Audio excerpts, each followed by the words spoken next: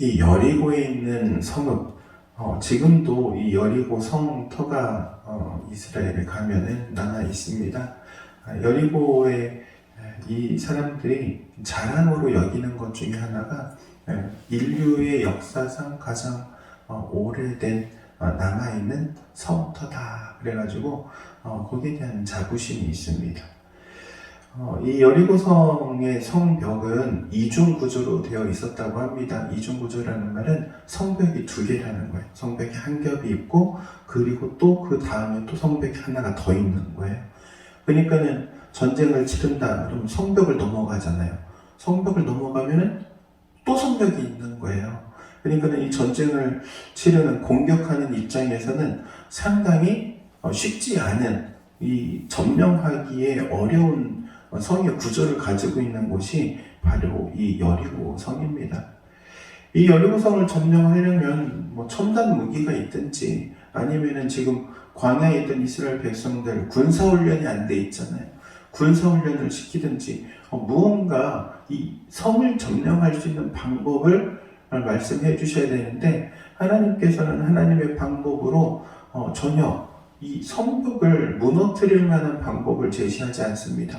뭐라고 말씀하시냐면은 너희가 7일 동안 이제 성벽을 돌 건데 6일 동안은 하루에 한 바퀴씩 돌아라.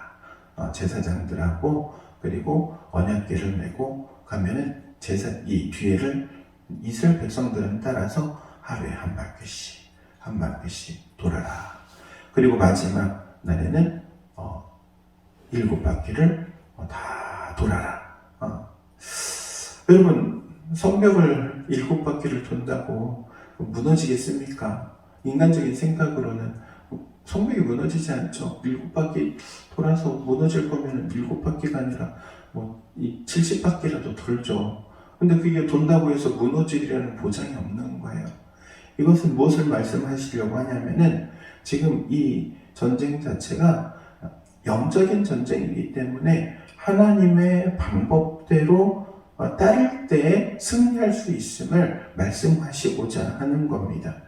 하나님께서는 하나님의 방법을 사용하셔서 하나님의 뜻대로 하나님의 뜻을 이루어 가시는데 이 이스라엘 백성들에게 이렇게 제시하는 이 방법, 인간적인 생각으로는 도저히 납득할 수 없고 수용할 수도 없고 이해할 수도 없는데 요구하시는 이유가 있습니다. 바로 순종을 원하시기 때문에 그렇습니다. 하나님께서는 이스라엘 백성들을 다루시는 방법으로 순종을 요구하세요. 너희가 내 말을 듣고 따라오느냐? 너희가 내 말을 들은 대로 행하느냐? 이걸 하나님께서 요구하시는 거예요. 어제도 우리가 말씀을 보면서 이 가나안 정복 전쟁은 영적 전쟁이라고 했습니다. 그러니까 영적 전쟁이라는 말의 의미는 영적인 방법이 통하는 전쟁이라는 거예요. 단순히 육신적인 방법이 통하는 것이 아니라 영적인 방법, 하나님께서 원하시고 뜻하시는 방법이 이 가운데 사용되어지고 그대로 쓰여진다는 것이죠. 하나님께서는 그렇게 이 성벽을 돌 것을 말씀하시고 이 이스라엘 백성들은 그 말씀에 순종해서 그대로 성벽을 돌게 되죠. 그 성벽을 하나님의 말씀대로 순종하고 돌게 되었을 때 놀라운 기적이 일어나게 됩니다. 하나님의 말씀에 순종하면 놀라운 하나님의 역사가 일어나는 거예요. 그것은 오늘날도 마찬가지입니다. 우리가 하나님의 음성을 듣고 하나님의 뜻에 순종하면 하나님이 행하세요. 그렇기 때문에 우리는 항상 하나님의 음성을 들을 준비를 해야 하고 그 음성을 들었을 때 순종하면 놀라운 하나님의 역사하심을 경험하게 된다는 사실을 기억하시기 바랍니다. 오늘 하루도 주의 음성을 통하여서 정말 기적과 같은 하루를 살아내시기를 주의 이름으로 축원드립니다.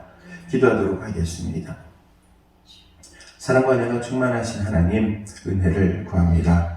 우리가 이 땅 가운데 살아가는 우리의 삶의 방법이 하나님의 방법으로 살아가기를 원합니다. 내가 가지고 있는 경험과 가치관, 지식에 의존하는 것이 아니라 하나님의 뜻에 의지하고 순종하며 나아가기를 원하고 그 가운데 하나님의 놀라운 성령의 역사를 체험하기를 원하오니 우리의 삶을 붙들어 주시고 순종으로 인도하여 주옵소서. 예수님의 이름으로 기도하옵나이다. 아멘.